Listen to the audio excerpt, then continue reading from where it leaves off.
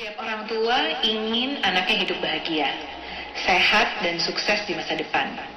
Memiliki harapan tinggi adalah hal yang wajar dan tiap orang tua punya alasan sendiri di balik harapannya tersebut.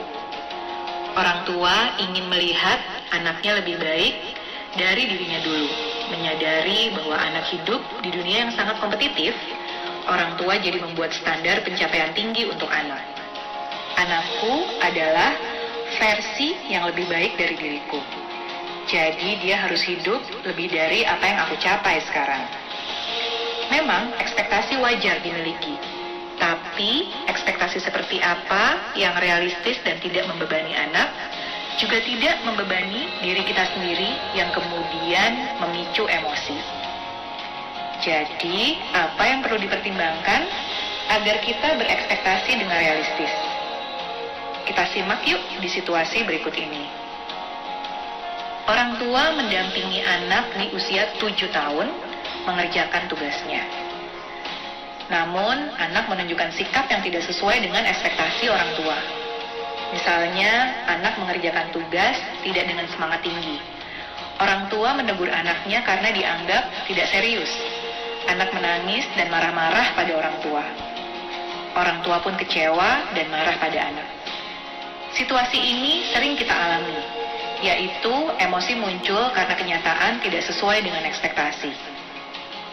Ada 3 hal penting yang harus diperhatikan saat meletakkan ekspektasi kita. Pertama adalah tahap perkembangan. Anak tadi berusia 7 tahun, secara umum memiliki rentang konsentrasi sekitar 15-20 menit. Lebih dari itu, anak butuh jeda atau istirahat sebentar. Anak juga masih membutuhkan banyak bergerak dan bermain aktif. Ketika anak dipaksa untuk duduk berjam-jam, tentunya ia akan merasa tertekan karena tidak sesuai dengan kebutuhan usianya. Yang kedua, yang perlu dipertimbangkan adalah sifat bawaannya. Si 7 tahun tadi cenderung anak yang ekspresif. Ketika diminta menghentikan ekspresi kecewanya, maka ia marah-marah pada orang tua. Yang ketiga adalah kebutuhan dasar. Ini juga perlu dipertimbangkan pada saat kita meletakkan ekspektasi kita.